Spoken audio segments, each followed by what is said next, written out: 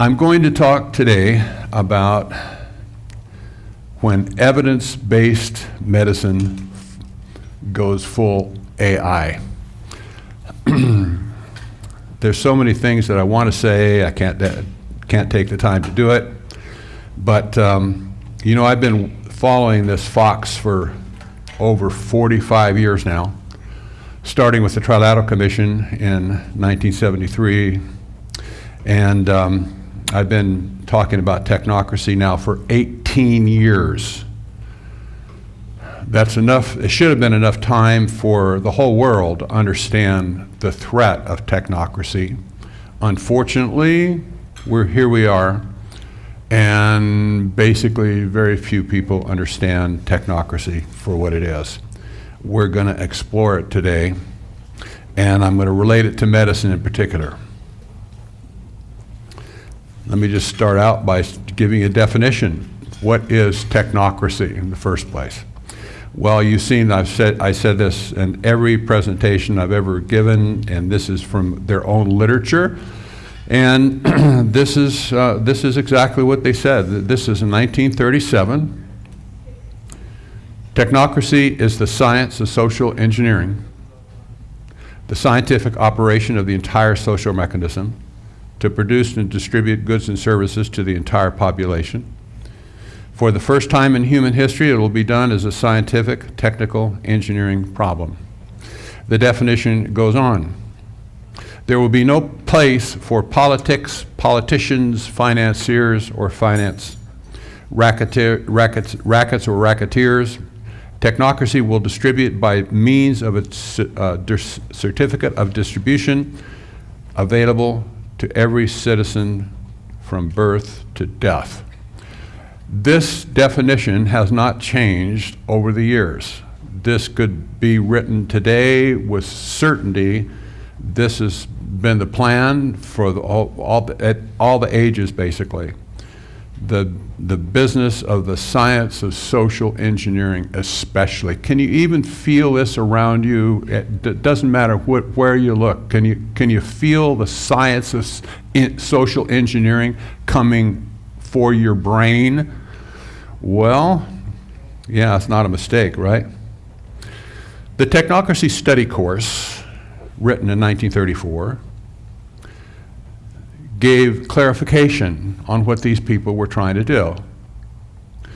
Quote, technocracy is dealing with social phenomena in the widest sense of the word. This includes not only actions of human beings, but also everything which directly and indirectly affects their actions.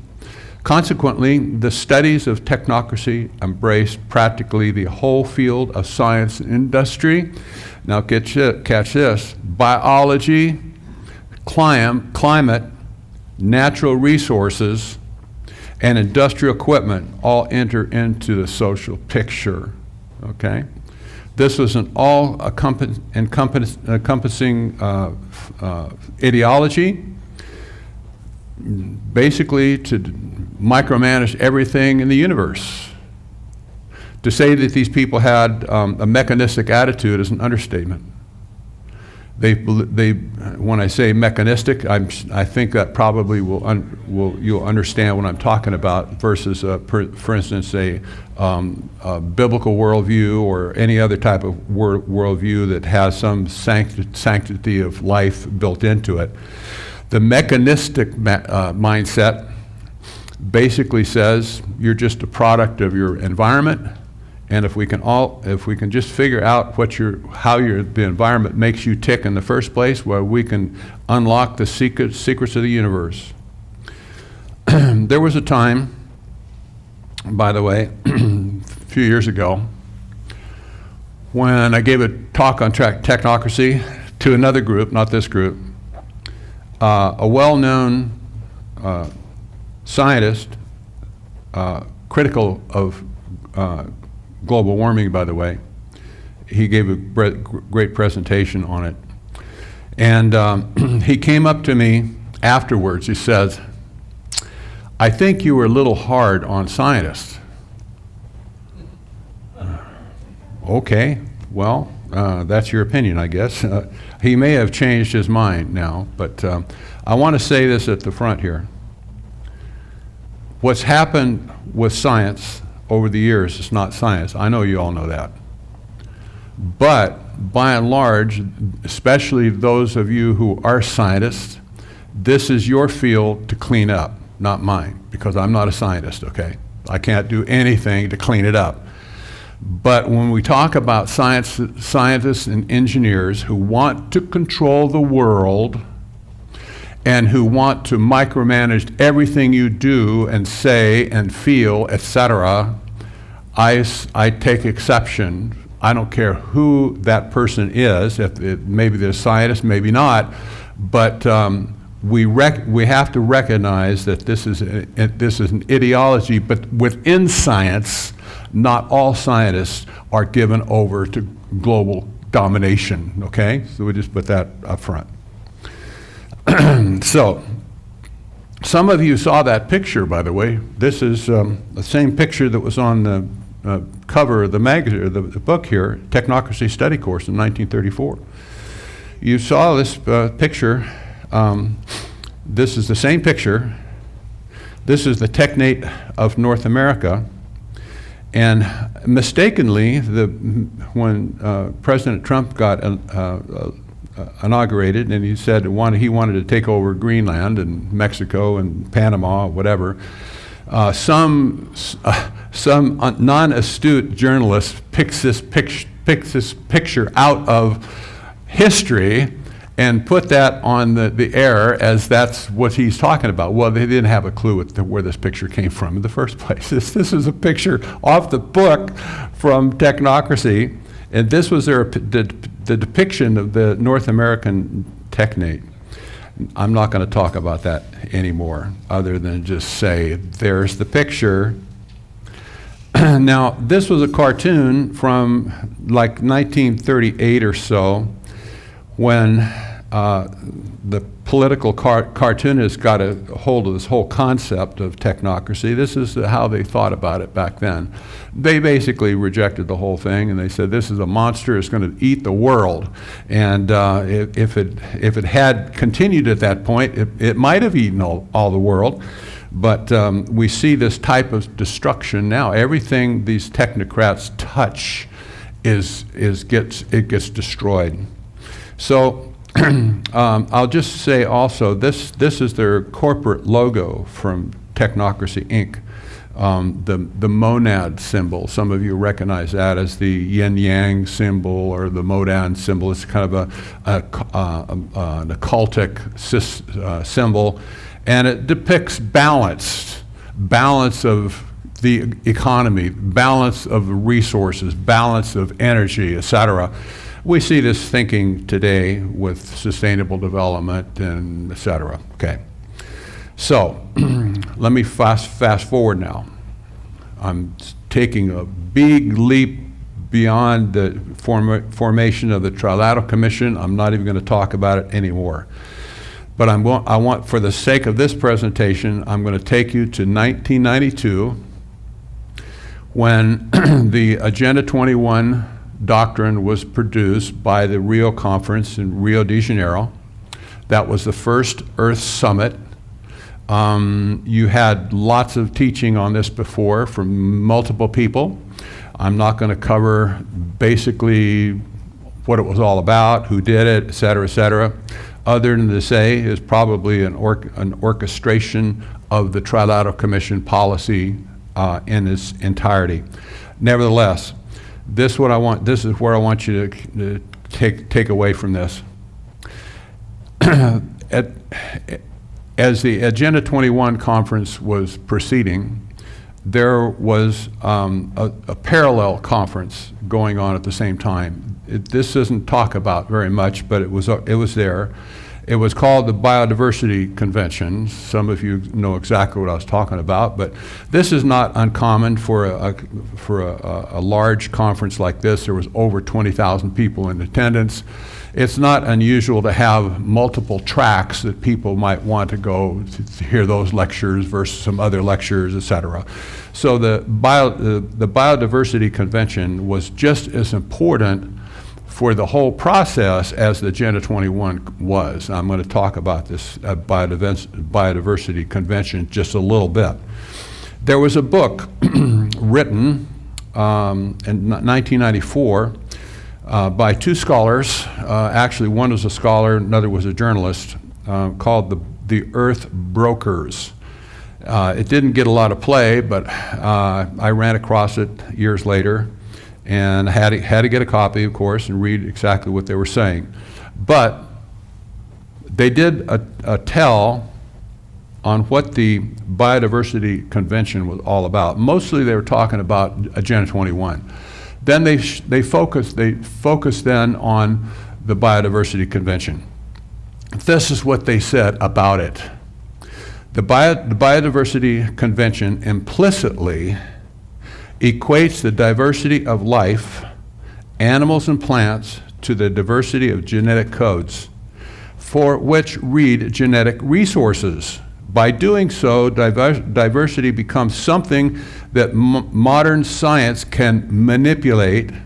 Finally, the convention promotes biotechnology as being essential for the conservation of and sustainable use of biodiversity. This is where the definition changed for biodiversity. Now listen, they continued, the main stake, this was their eyewitness testimony, by the way. These were people who were all for the Agenda 21 thing in the first place. They were the old guard environmentalists at that point that they figured they would been betrayed at that point. But these weren't people like you and I sitting here talking about it. No, these people, they saw something was wrong, but they couldn't exactly express it. So this is what they wrote. The main stake, not the minor stake, but the main stake raised by the Biodiversity Convention is the issue of ownership and control over biological diversity. The major concern was protecting the pharmaceutical and emerging biotechnology industries. Stunning, absolutely stunning. Nobody talked about this in the press. Going back, I had to examine from 1994 to 2000 or to 1992. There was no major source of information at all about the biotechnology and the pharma industry surrounding this whole process. They were there though, obviously. So from here, we see this change. What started as conservation policy morphed into an all-encompassing justification for managing human health, behavior, and land use under the single umbrella of biospheric health, a core and overlapping tenet of Gaianism, for one, and technocratic ideology. This is pure mechanistic worldview thinking. I'm not going to talk anymore about the concept of Gaia. That was a new age concept that was very popular back in the 90s and even today, but there was some certain overlaps between Gaianism and technology or technocracy, especially when it comes to this business of One Health. We'll see this in a second here. Before this time, man ruled over nature. Before this time, just picture this, okay? Before that time, and most of you were there at that time, man was ruling over nature. All of a sudden now, after this change, nature rules over man. This is where the trouble starts, big time. Because nature is not designed to rule over man, for one thing.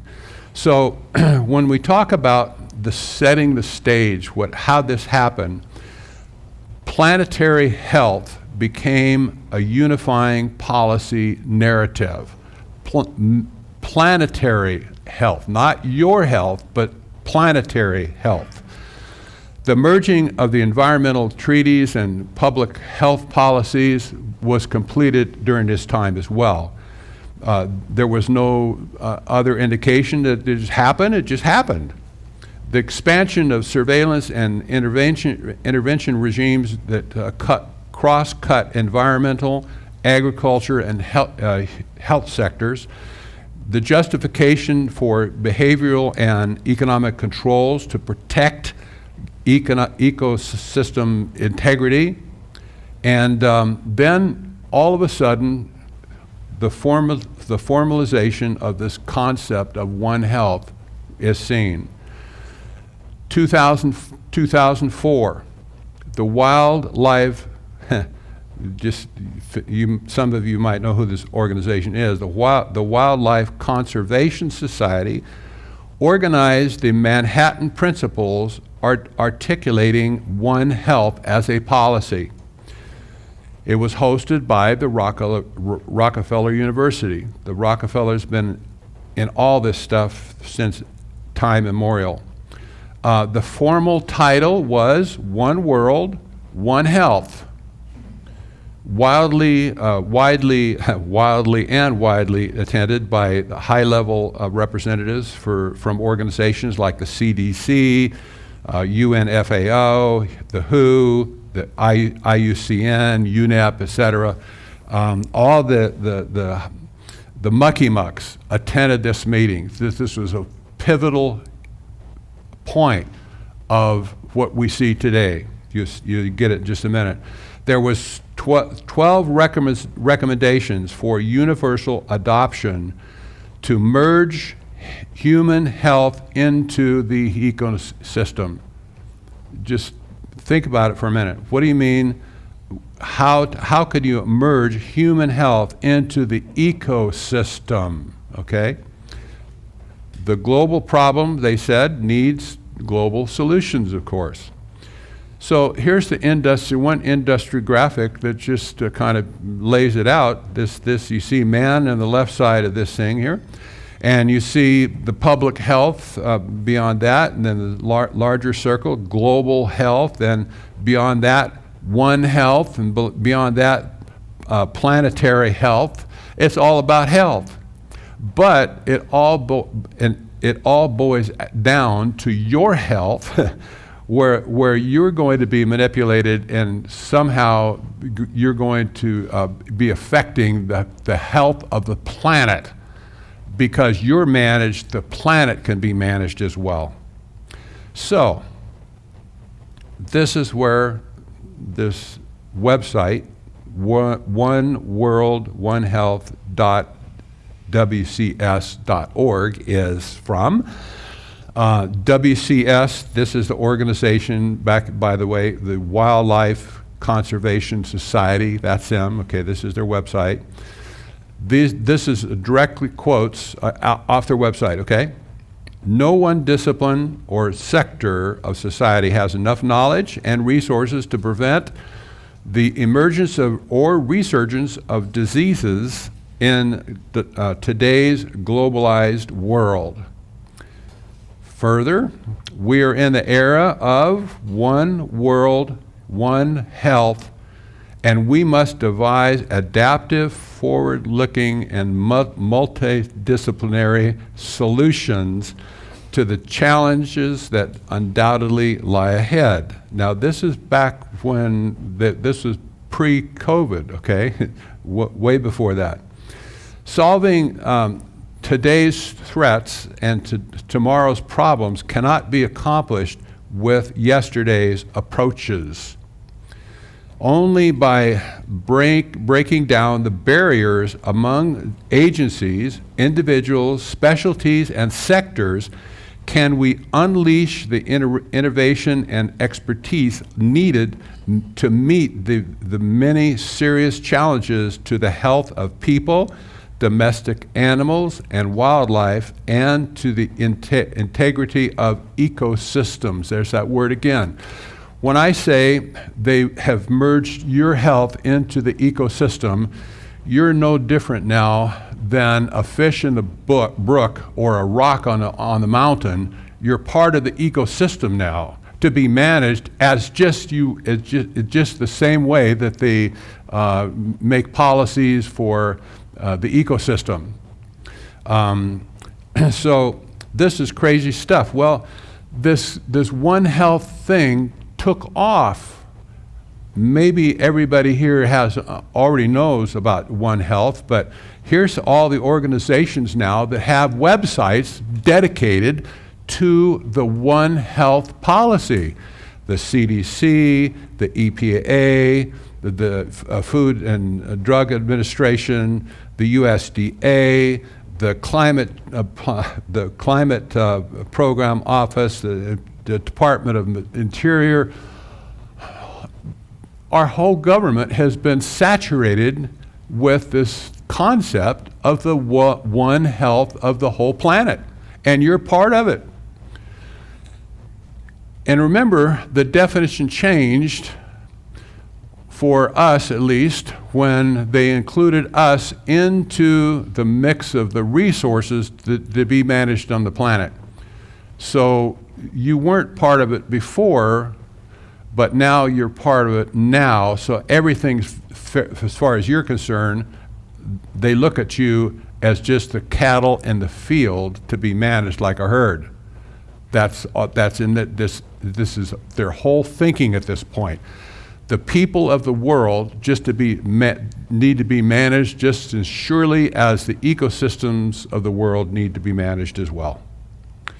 So I'm going to switch gears now, because AI has emerged as the primary tool of technocracy in the modern world.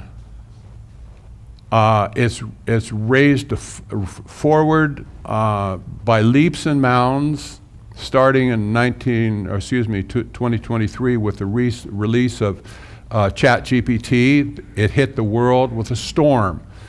Now it's everywhere, and it's increasing every day. All the major vendors are leapfrogging each other with their new releases. You have Grok just released Grok 4. You have GPT-5 just coming out. You have soon. You have Anthropic. Their new versions is always leapfrogging. That's Claude. You have Meta with its own AI representation.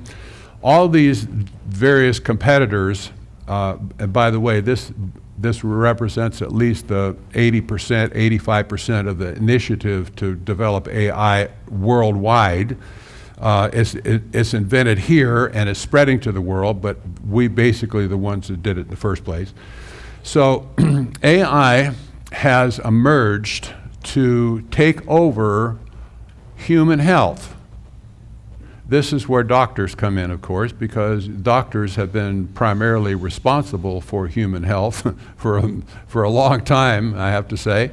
And at this point, you are being poised to be squeezed out of the system altogether in favor of AI taking over every facet of human health. This is all in accordance to One Health, by the way. So I'm just going to examine what goes on here with this AI automated office, if you will.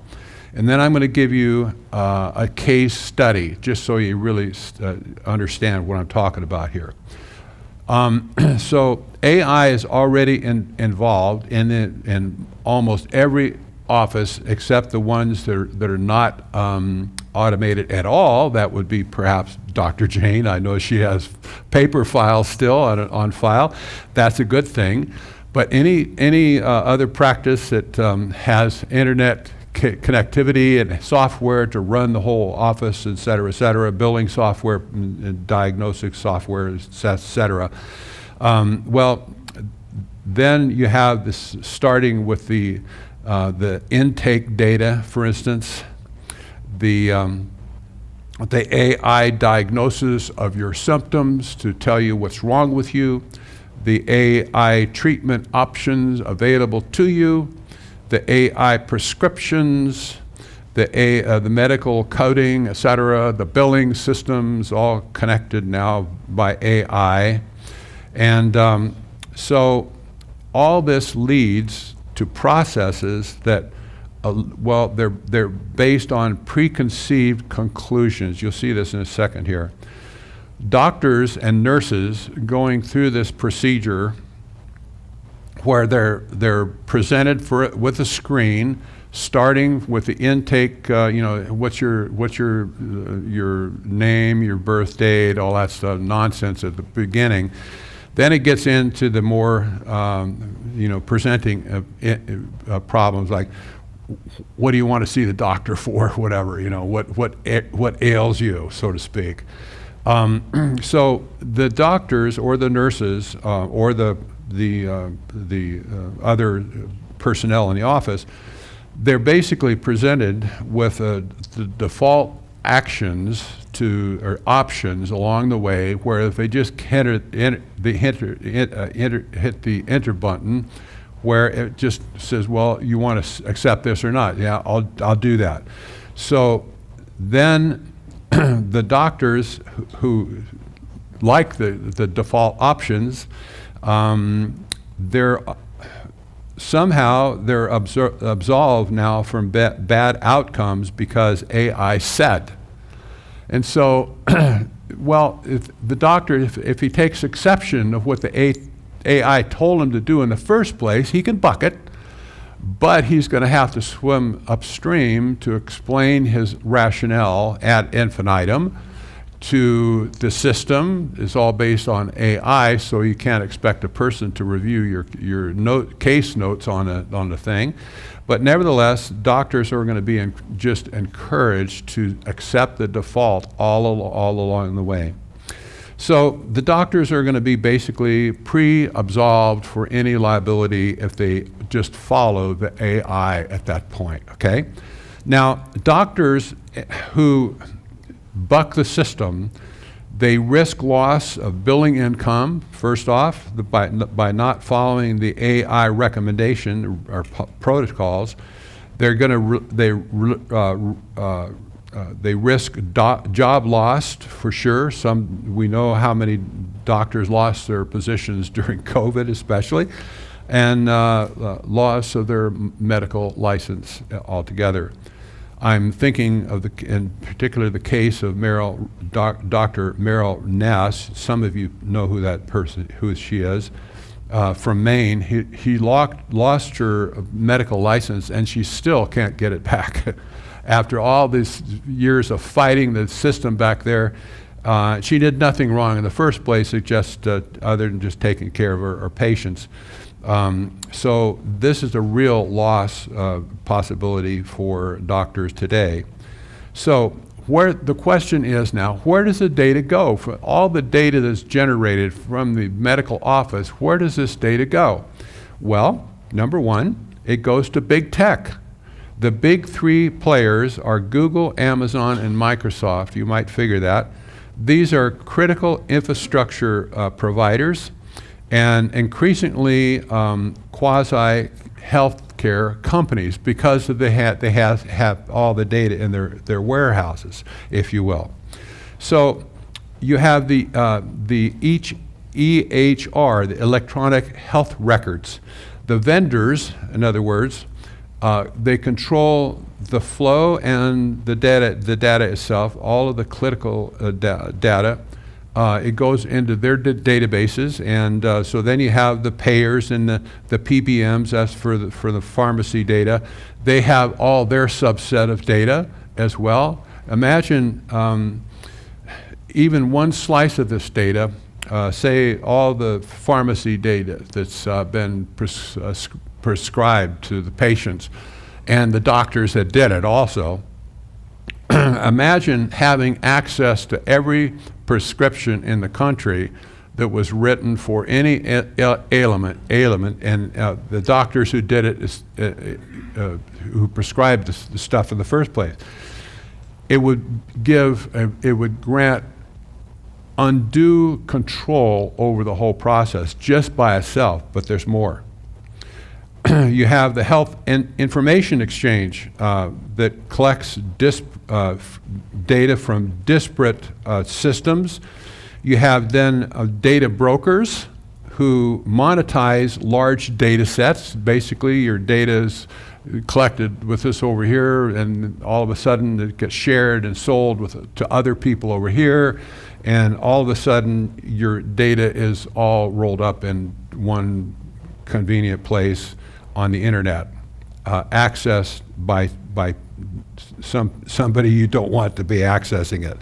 So, having said that, let's talk about Palantir now, because Palantir has, this is the major company is emerged as the CIA slash spy slash aggregator of all intelligence in the world. Palantir has just received a contract by the government, from the government, to aggregate and control and remove all the walls from they call the silos of information, to put everything into one common database system that can be accessed and seen by the government and also the operators of the system. So Palantir all of a sudden is in a position to collect all these streams of data. Doesn't matter where they come from, but they can see the electronic health records. They can see the claims data from the insurers and the HMOs. They can see the pharma and clinical trials data. They can see the public health databases. They can see genomics and biomedical research databases. And all of this stuff, back here, all of this stuff is all of a sudden is just appearing. And this is just a recent thing since Trump was elected or inaugurated. And Palantir has been granted a multi-millionaire, probably billion-dollar at this point, contract to aggregate all this information into one common folio for you. And where do you think it's going to go from this point? You don't want that information in anybody's hands, because it can be used and weaponized against you, and this is exactly you'll see, this is exactly what's happening. And I'm going to show you this case study from Project Stargate. You've probably all seen this video 100 times. You're going to have one more time at it. This is Larry Ellison, the founder of Oracle. Oracle, that's the largest database company in the world at this point. He's a technocrat. He makes no bones about his agenda of controlling everything on the planet. So listen to this guy, and then we'll unpack what he said. So we're currently working on, should I step on this? Okay, all right. No, I'm not that tall. I'm not that tall. You look even better. Thank you, Mr. President. One of the most exciting things we're working on, again, using the tools that Sam and Masa are providing, is a cancer vaccine. It's very interesting. It turns out, I'll be quick, all of our cancers, cancer tumors, little fragments of those tumors float around in your blood. So you can do early cancer. By the way, he has no medical experience at all. Nothing, okay? He's just blowing smoke, but nevertheless, he's a billionaire, and he has this largest database in the world, and it just so happens he's housing most of the data sets already in his platform to make this all happen in the first place. So here you go. I'll continue. Oh, shoot. Okay, I have to.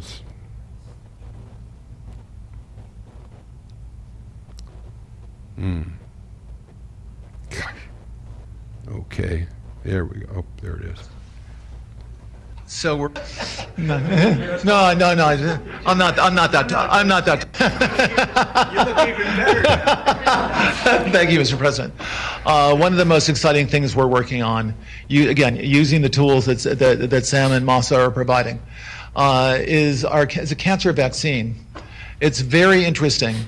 It turns out, I'll be quick, all of our cancers, cancer tumors, little fragments of those tumors float around in your blood. So you can do early cancer detection. If you can do using AI, you can do early cancer detection with a blood test. And using AI to look at the blood test, you can find the cancers that are actually seriously threatening the person. So we can, again, cancer diagnosis using AI has the promise of just being a simple blood test. Then beyond that, once we gene sequence that cancer tumor, you can then vaccinate the person, design a vaccine for every individual person to vaccinate them against that cancer. And you can make that vaccine, that mRNA vaccine, you can make that robotically, again using AI, in about 48 hours. So imagine early cancer detection, the development of a cancer vaccine for your particular cancer aimed at you, and have that vaccine available in 48 hours. This is the promise of AI and the promise of the future. He didn't get the memo, huh? It didn't work in the first place, but he's promoting it now. mRNA is basically just continuing in his mind. So let's unpack this a little bit. What happened here? What he's saying. Number one, AI is going to make a prediction that you may or may not get some certain disease during your lifetime. Are you willing to bet your life on that? I probably don't think you would. But nevertheless, you're going to be presented with this choice where the AI will make a scan of your blood or whatever, your genome, and it's going to determine you are probably going to get this, maybe 80%, whatever, 90% sometime in your life, and you need to be vaccinated today for that disease. In 48 hours, they can produce this vaccine tailored for you based on your own gene sequence, okay? Now, just forget that this technology has killed all these millions of people along the way. If you think this is going to be any different, I can't imagine that it will be, but somebody will probably take exception. So, number two, you can't get a second opinion because AI is AI. Who are you going to ask? Who are you going to call? No doctor understands what AI is going to produce in the first place. So you're going to get something from ChatGPT, and then you're going to ask Claude or Meta or whoever to give you a second opinion. And even if you give it a second opinion, couldn't you possibly conceive that it'd be the same opinion that the first AI got, right? So you can forget getting a second opinion. If you refuse treatment, you're going to lose future benefits. Your insurance ratings are probably going to go in the trash. You'll be branded as a heretic at that point because you didn't trust the AI to make a competent decision for your life. And well, you're going to have to live with that probably. So in the meantime, informed consent is a failed concept, isn't it? There's no possibility for informed consent here because what does it mean? Nothing, absolutely nothing. So they've basically destroyed the traditional model of medicine in the first place. Now, if you accept their treatment, many people will, guaranteed, you will receive your first vaccine within 48 hours. That's exactly what he said. And this is the technology that they're riding on right now. This is not futures. This is what they're doing right now. So, okay, Then he also said, well, we're going to sequence your DNA. That means you have to give them the DNA in the first place so you can be sequenced altogether. When you give blood, right now, there's you might have a meta screening of your DNA, but a complete screen of your DNA takes more time. It takes more attention to detail. When your DNA is sequenced to the end of itself, then the AI can pick out all the things wrong with you, and you're going to have a list of predictions for the rest of your life, because there's everybody has something that could be pointed out by this thing in the first place. So at that point, if you get on the treadmill, you're going to be on it till you die. There'll be no off ramp for you. It's kind of like the first person or a person took the first COVID shot, and then he got convinced he needed to take another one and another one. How many people are taking shots today based on the sequence of events, right?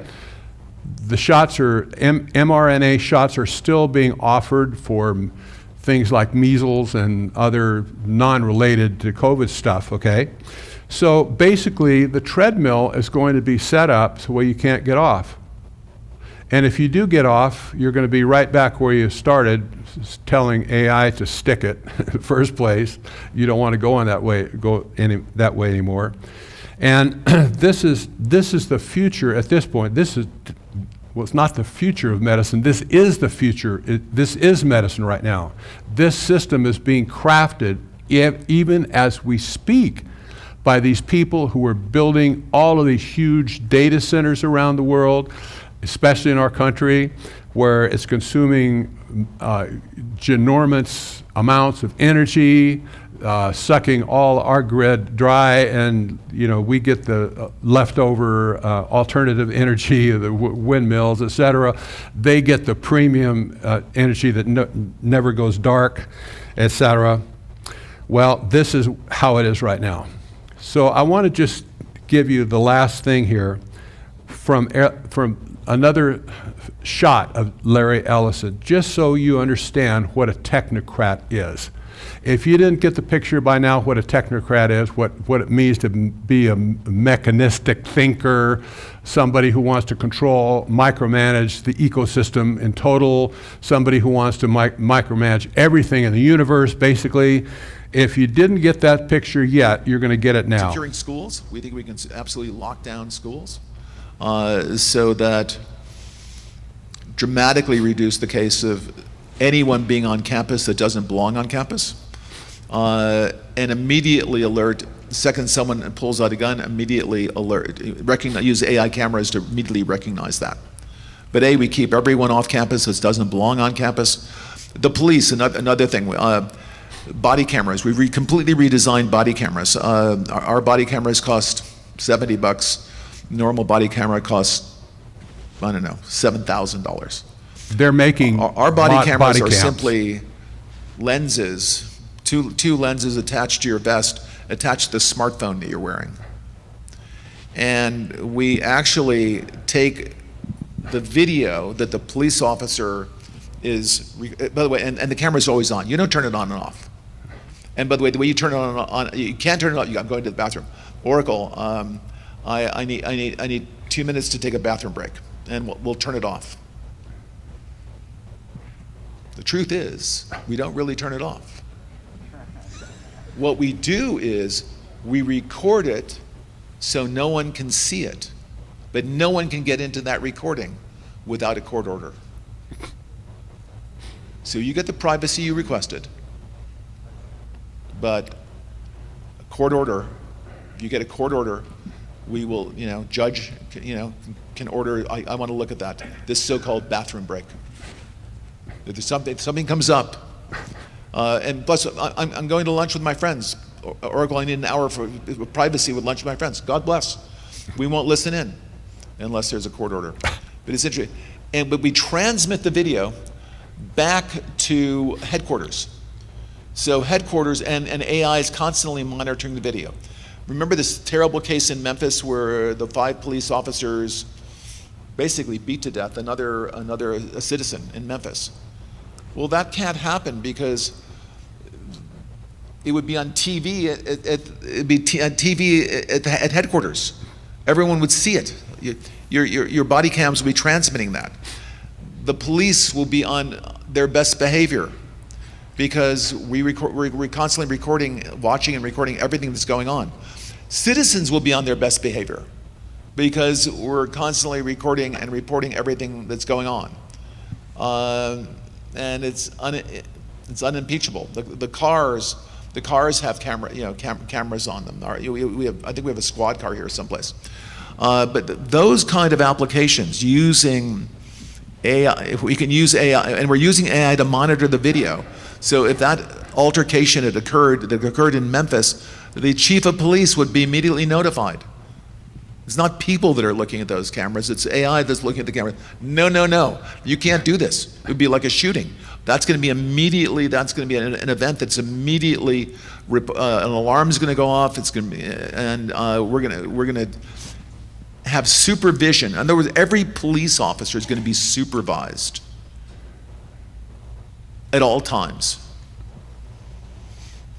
And the supervision will, and if there's a problem, AI will report the problem and report it to the appropriate person, whether it's the sheriff or the chief or whomever we need to take control of the situation. We have, same thing. We have drones. If there's something going on in a shopping center, and I'll stop. A drone goes out there, get there way faster than a police car. There's no reason for, by the way, high-speed chases. You shouldn't have high-speed chases between cars. You just have a drone follow the car. I mean, it's very, very simple. And the new generation of autonomous drones. Spotting forest fires. A drone spots the forest fire, and the drone then drops down and looks around to see if there's a human being near that heat bloom, and someone else either had an unattended campfire that caught fire, or it's arson. We can detect all of that. That's all done autonomously with AI. All these are AI applications. You get the picture? This is something far worse than communism, socialism, fascism, or any other ism that you can think of.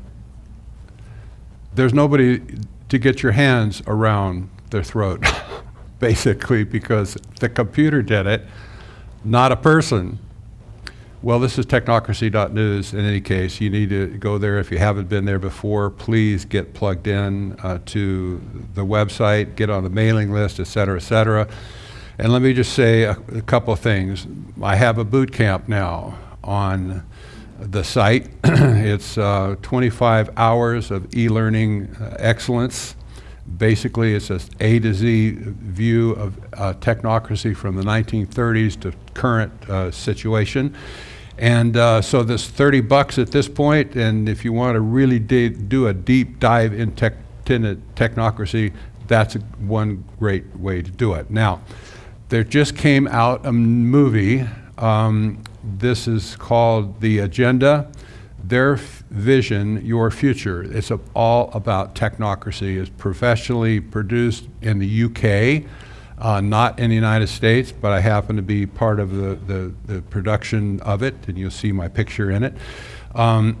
This has, in the last few weeks, 4 weeks now, it's garnered over 400,000 views already, and is still tracking.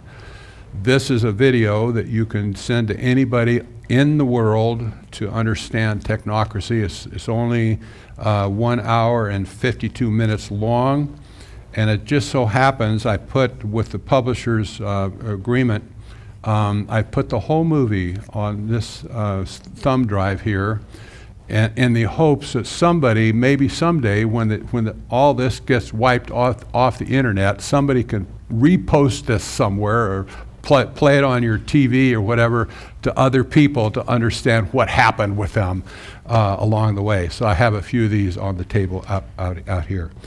So these are my books. chronicling my studies on technocracy starting in 2015, 2018, 2022, probably September 2025 will be my next book. And well, it's been an interesting story. I want to just close by saying this. I mentioned the scientist that came up to me in an earlier presentation a few years ago who thought I was being too hard on scientists and engineers. I'm sorry if anybody got pricked today that they think I'm being too harsh on you, but anybody who has the mechanistic worldview, they're going to have trouble with this whole thing. Anybody who has another worldview that's not mechanistic, that would include, for instance, a biblical worldview or just a Judeo-Christian worldview, perhaps, they'll have another, that they'll understand what's going on with this whole thing.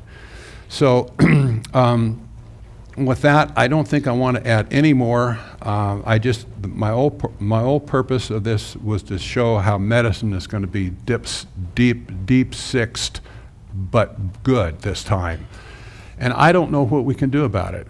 You know, many doctors have adopted a concierge approach now, where that's a great thing. We have a doctor in our area that's not connected to the system at all. But they have no hospital privileges. When I had a heart attack a few years ago and stroke, they couldn't visit me there. The doctors, the establishment doctors took over for them, and I had to be subject to everything that they wanted to do, and I had no opt-out at that point. I was flat on my back, obviously. So how can doctors who want to be part of the human experience, how can they survive? That's maybe one way to be a concierge doctor, but you're not going to be able to do the things that you used to do vis-a-vis visiting your patients in the hospital, making recommendations in the hospital, et cetera, guiding the experts that you brought into your case, et cetera. That will be a bygone era. So having said that, thank you all for listening.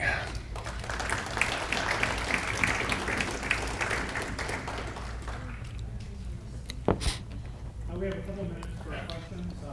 If you have something, please come to the mic here.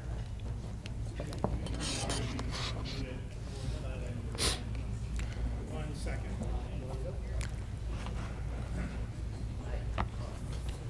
Okay. Hi. First off, just a kind of a observation that it seems like a lot of the technocrats, they seem to have read the science fiction dystopias that I did, but instead of being disturbed, they're like, oh, these are good ideas. I have like a kind of a jokey question. I was just on the planetary health. The people who are concerned about Earth's planetary health, how do they think Earth's planetary health compares to, say, Mars or Venus or Jupiter? Have they worked that out? But on a more serious one, I'm like a more personal thing. I used to have a Fitbit, which I thought was really good because when I was going running, it kept the monitoring of all of it. But I had one of the older ones that was kind of, you could work with offline. And then in 2021, Google bought Fitbit, and now you cannot operate it unless you install an app onto an Android or an Apple phone. But then but I thought they were very useful devices. And then I think RFK has been doing a lot of good stuff, but he was promoting, we should all be switching to wearables. And what are your thoughts on this idea? Like, my concern with the wearables is that they're useful if you can use them offline, but...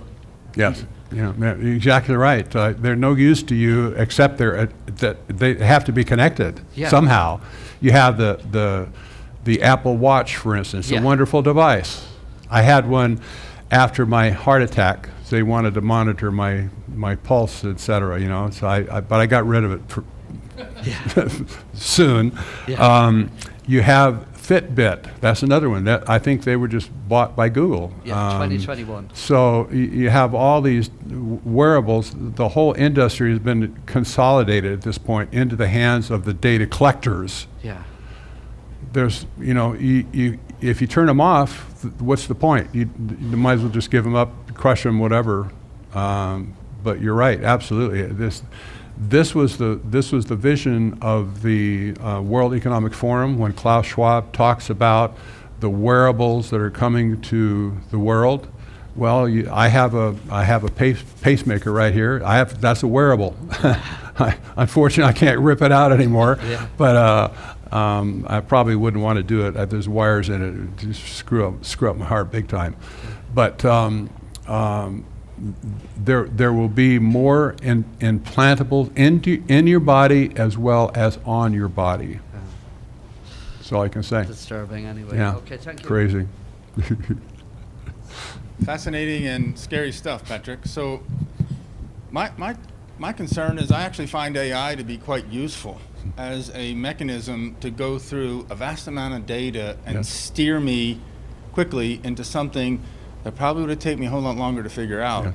The Winterfell field that I just showed in the slides, we are able to evaluate that based on AI because seismic image processing by a human takes forever. Yes. But it can do graphical analysis and come up with suggestions. Hey, what about this theory? What Yes. about that? My Yes. wife just had a lot of health issues. I downloaded her whole entire thing into Grok, Mm-hmm. and it came back with the very commonsensical suggestions. Hey, look at this. And it Mm-hmm. led us to a colonoscopy to discover she has microcholitis. Yeah. So I think in the medical world, Yes. using it as a way to help you look at a bunch of things and suggest That's a good point. some interesting things is great. I fear that when the AI actually makes the call, that to me is crossing the bridge. So is there a way to get some legislation whereby you as a citizen, I can absolutely object and go a different way from an AI recommendation, just as Yeah. You're I right. just had breast cancer. I came back and all clean and clear. They got it all. The doc says, hey, I want you on tamoxifen. Yeah. I do my own research. I go, I'm sorry. I'll take my chances. I'm good. Yeah. So is there a way to get that legally in place? You're So absolutely we can take absolutely advantage right. of the benefits, but protect us from the. If You want me to do what? I know. You're absolutely right about the value of AI. I use AI for research purposes only. But the main purpose of AI is to analyze data flows, not your one-off research projects, okay? When you have a live data flow off of a system of some type, it doesn't matter what it is, but the system of a hospital or a patient record is being accumulated across the whole thing, those things can be taken in by AI, analyzed on the fly, for the purpose of making recommendations to the whole system to turn the data around to control the object from which it was collected in the first place. This is an all different purpose of AI. The research that you can get is all based on static data. It's stuff already there, and you're just saying, get this here, get that, whatever, and you just give me a summary or something like that, and maybe you'll trust it, maybe you won't, but that's your choice, right?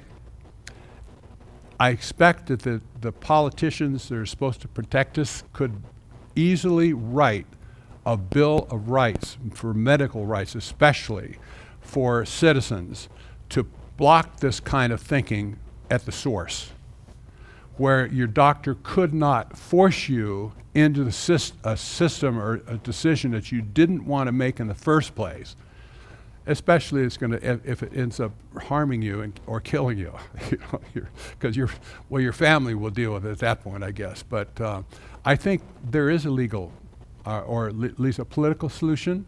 Would they do it? I don't know. I haven't seen any steps yet. Yeah. This is related to your last statement, how do the collection agencies get around HIPAA?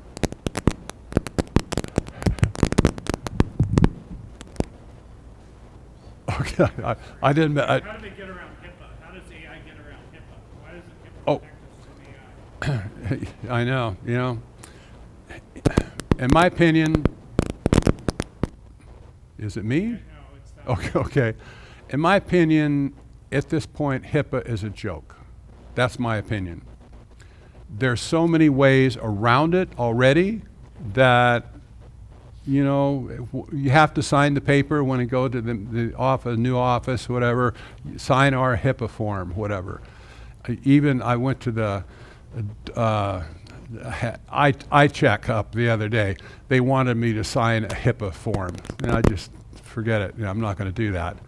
But I think at this point, HIPAA is basically history, because these companies are sharing your information nilly-willy already without your permission, I might add, and there's no way you can possibly give permission to do it because it's already released. Anything that gets on to the internet is already released. So, you know, I don't know if that answers your question, but I have a dim view of HIPAA already. Yeah.